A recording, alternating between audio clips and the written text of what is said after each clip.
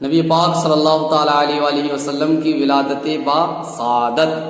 12 ربیع الاول مطابق 20 اپریل 571 عیسوی میں آپ کی ولادت با سعادت ہوئی۔ تاریخ عالم میں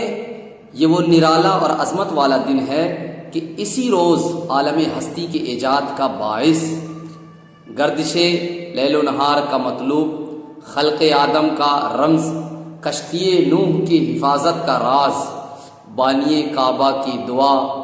ابن مریم کی بشارت کا ظہور ہوا، کائنات وجود کے الجھے ہوئے سوؤں کو سنوارنے والا،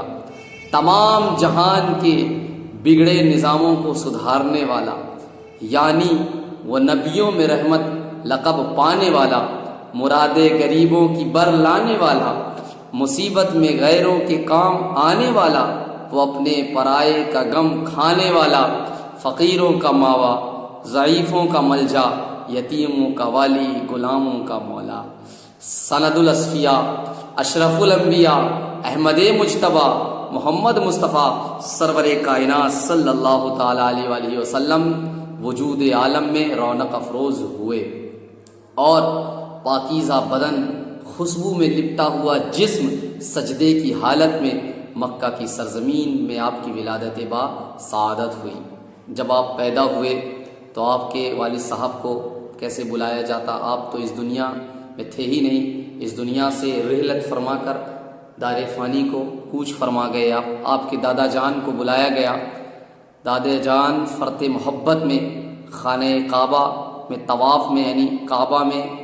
طواف میں مشغول تھے۔ آپ وہاں سے گھر تشریف لائے اور والہانہ جوش محبت میں اپنے پوتے کو کلیجے سے لگا لیا، پھر کعبہ میں لے جا کر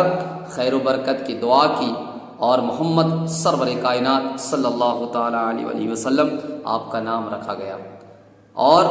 آپ کے چچا ابو لہب کی لونڈی سویبہ خوشی میں دوڑتی ہوئی ابو لہب کو یہ بتانے پہنچی کہ تمہارے گھر بھتیجا پیدا ہوا ہے۔ ابو لہب نے جیسے ہی یہ سنا تو جو اس کی غلام تھی، شہادت کی انگلی سے اس کو آزاد کر دیا اور کہا جا تو آج سے آزاد ہے۔ کتابوں میں آتا ہے کہ ایک دن ابو لہب کسی کے خواب میں آیا تو اس سے پوچھا گیا تم لوگوں سے جدا ہونے کے بعد،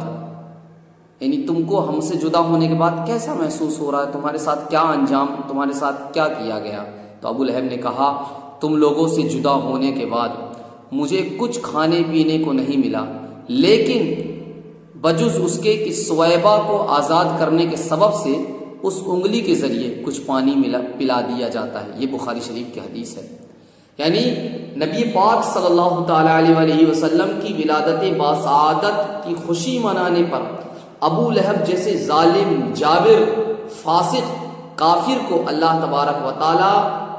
یہ دولت دے رہا ہے کہ تم کافر ہوتے ہوئے، فاجر ہوتے ہوئے میرے نبی کو ستانے والے ہو، لیکن میرے نبی کی ولادت باسعادت پر تم نے خوشی منائی ہے، خوشی کا اظہار کیا، اپنی غلام کو شہادت کی انگلی سے آزاد کر دیا۔ اس کا ہم تم کو صلہ یہ دیں گے کہ تمہاری شہادت کی انگلی سے تم کو پانی پلا دیتے ہیں۔ تو سوچئے جو ایمان والا ہوگا، حبیب مصطفیٰ سرور کائنات صلی اللہ تعالیٰ علیہ وآلہ وسلم سے محبت کرنے والا ہوگا، اس کو اللہ تبارک و تعالیٰ کیا کیا صلہ دے گا۔ ہمارا عقیدہ، ہمارا ایمان یہ ہے کہ اگر خاتمہ بالخیر ہوا تو نبی پاک صلی اللہ تعالیٰ علیہ وآلہ وسلم کے صدقے انشاءاللہ تبارک و تعالیٰ